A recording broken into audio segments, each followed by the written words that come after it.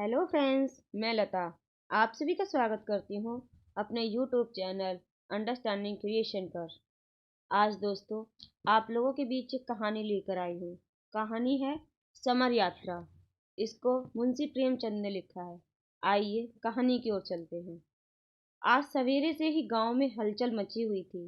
कच्ची झोपड़ियां हंसती हुई जान पड़ती थीं। आज सत्याग्रहियों का जत्था गांव में आएगा। कोदई चौधरी का द्वार पर चंदोवा तना हुआ है। आटा, घी, तरकारी, दूध और दही जमा किया जा रहा है।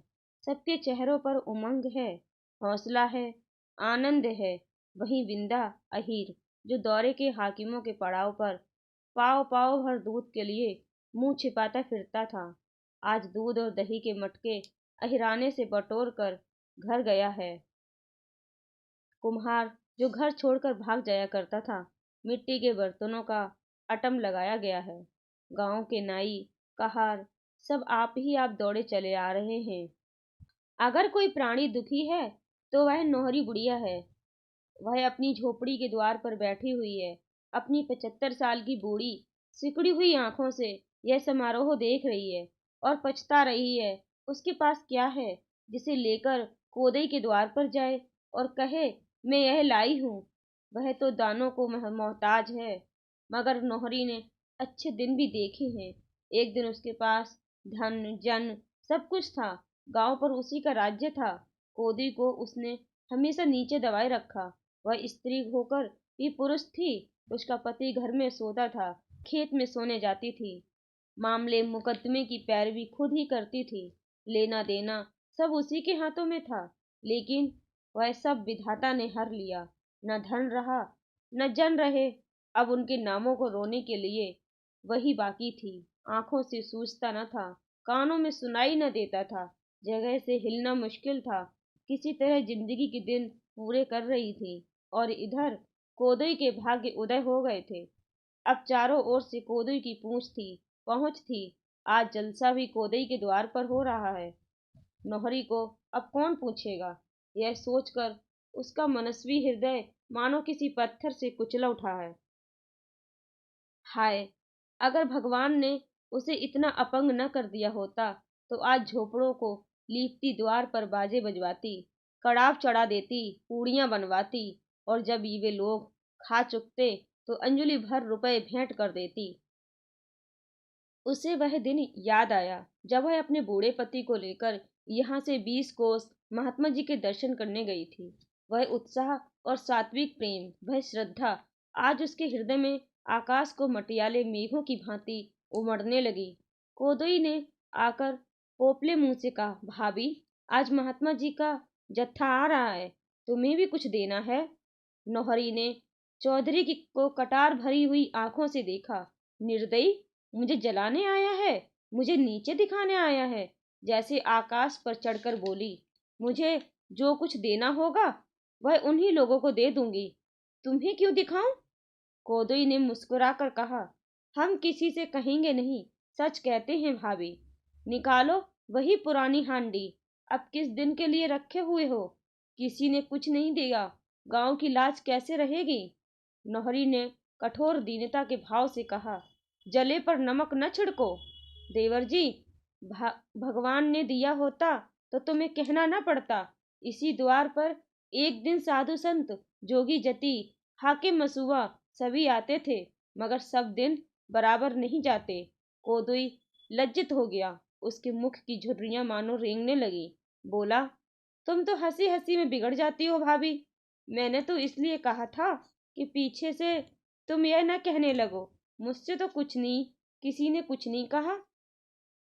यह कहता हुआ वह चला गया। नौहरी वहीं बैठी उसकी ओर ताकती रही। उसका वह व्यंग्य सर्प की भांति उसके सामने बैठा हुआ मालूम होता था। नौहरी अभी बैठी हुई थी कि शोर मचा। जत्था आ गया।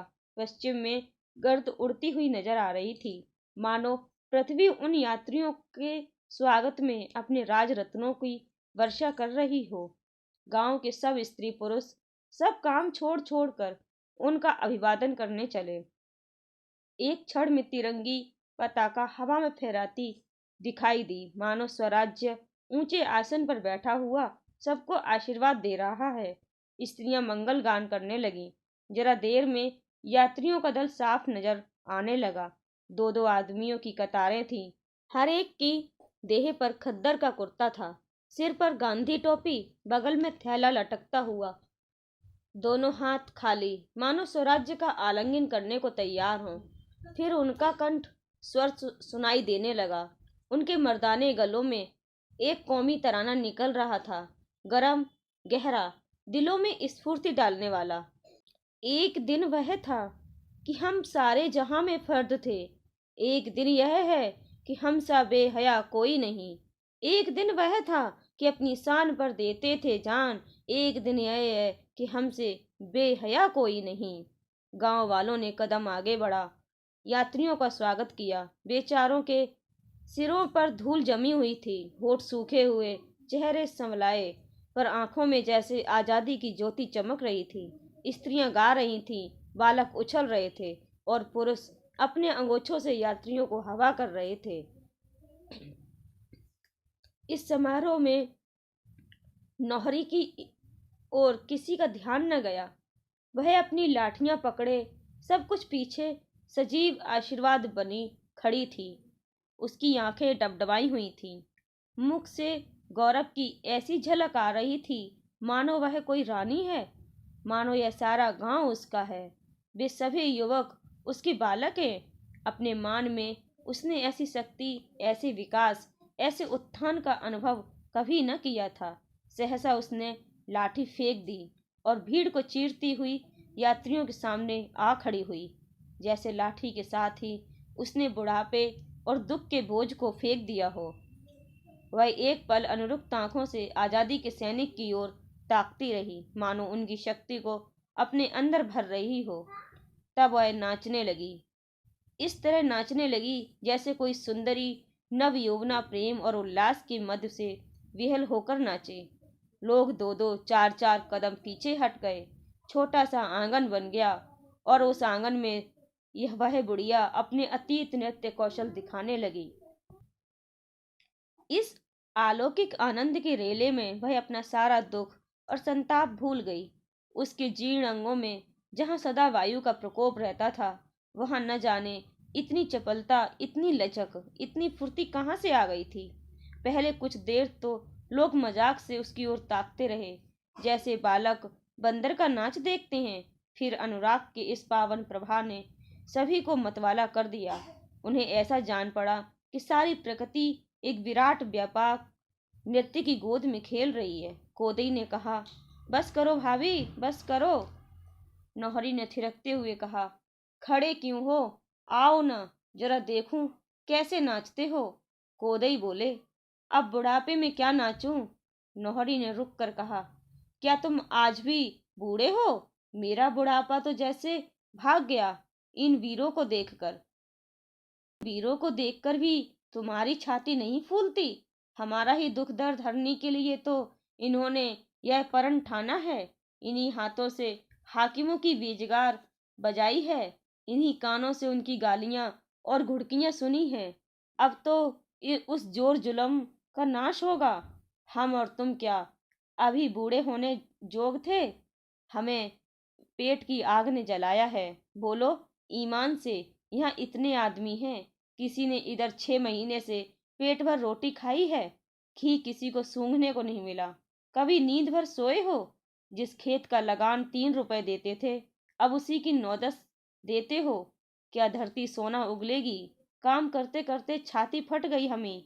हम ही हैं कि इतना सह कर भी जीते हैं। दूसरा होता तो या तो मार डालता या मर जाता। धन्य है महात्मा और उनके चेले की दीनों का दुख समझते हैं, उनके उद्धार का जतन करते हैं और हमारे पीस कर हमारा रक्त निकालना जानते हैं। यात्रियों के चेहरे चमक उठे, हृदय खिल उठे, प्रेम की डूबी हुई ध्वनि निकली। एक दिन की पारस थी यहाँ की सरजमीन। एक दिन यह है कि यूं बेदस्तूपा कोई नहीं। कोदई के द्वार पर मसालें जल रही थीं।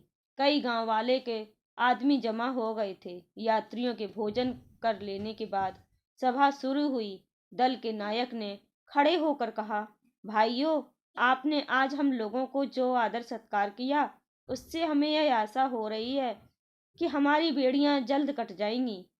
मैंने पूरब और पश्चिम को बहुत से देशों को देखा है, और मैं तजर्बे से कहता हूँ कि आप में जो सरलता, जो ईमानदारी, जो श्रम और धर्म बुद्धि है, वह संसार के और किसी देश में नहीं। मैं तो यही कहूँगा कि आप मनुष्य नहीं, देवता हैं। आपको भोग विलास से मतलब नहीं, नशा पानी से मतलब नहीं, अपना काम करना और अपनी दशा पर संतोष रखना यह आपका आदर्श है। लेकिन आपका यही देवत्व, आपका यही सीधापन आपके हक में घातक हो रहा है। बुरा न मानिएगा, आप लोग इस संसार में रहने योग्य नहीं। आपको तो स्वर्ग में कोई स्थान पाना चाहिए था। खेतों का लगान बरसाती नाले की तरह बढ़ता जाता है। आप चूँ नहीं करते। अमले और अहलकार आपको नोचते रहे हैं। आप जवान नहीं हिलाते। इसी का नतीजा हो रहा है कि आपको लोग दोनों हाथों से लूट रहे हैं, पर आपको खबर नहीं। आपके हाथों में सभी रोजगार छिनते जाते हैं। आपका सर्वनाश हो रहा है कि आप आंख खोलकर नहीं देखते। पहले लाखों भाई सूत काट कर कपड़े बुनकर गुजर करते थे, अब सब कपड़ा विदेश से जाता है। पहले लाखों आदमी यही नमक बनाते थे, अब नमक बाहर से आता है। यह नमक बनाना जुर्म है। आपके देश में इतना नमक है कि सारे संसार का 200 साल तक उससे काम चल सकता है, पर आप 7 करोड़ रुपए सिर्फ नमक के लिए देते हैं। आपके दूसरों हुसूलों में झीलों में नमक भरा है, आप उसे छू नहीं सकते। शायद कुछ दिनों में आपके कुओं पर भी महसूल लग जाए। क्या आप तब भी अन्याय सहते रहेंगे? एक आवाज आई, हम किस लायक हैं? नायक, यही तो आपका भ्रम है। आप ही की गर्दन पर इतना बड़ा राज्य थमा हुआ है। आप ही इन बड़ी बड़ी फौजों में इन बड़े बड़े अफसरों के मालिक हैं, मगर फिर भी आप भूखे मरते हो, अन्याय सहते हो, इसलिए कि आपको अपनी शक्ति का ज्ञान ही नहीं। यह समझ लीजिए कि संसार में जो आदमी अपनी रक्षा नहीं कर सकता, वह सदैव स्वार्थी और अन्यायी आदमियों का शिकार बने रहेगा। आज संसार का सबसे बड़ा आदमी अपने प्राणों की बाजी खेल रहा है।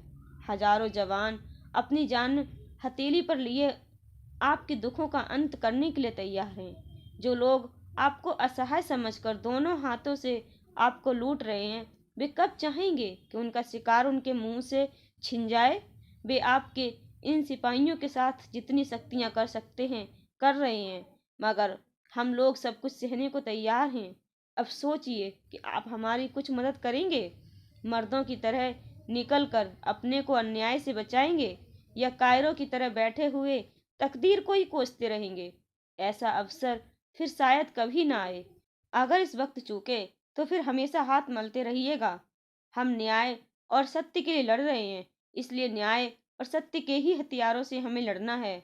हमें ऐसे वीरों की जरूरत है जो हिंसा और क्रोध को दिल से निकाल डाले और ईश्वर का अपना अटल विश्वास रखकर धर्म के लिए सब कुछ झेल सके। बोलिए, क्या आप लोग मदद कर सकते हैं? एकाएक शोर मचा, पुलिस, पुलिस आ गई, पुलिस आ गई। पुलिस का दरोगा कांस्टेबलों को एक दल के साथ आकर सामने खड़ा हो गया। लोगों ने सहमी हुई आंखों और धड़कते हुए दिलों से उनकी ओर देखा और छिपने के लिए बिल खोजने लगे। दरोगा जी ने हुक्म दिया, मार कर भगा दो इन बदमाशों को।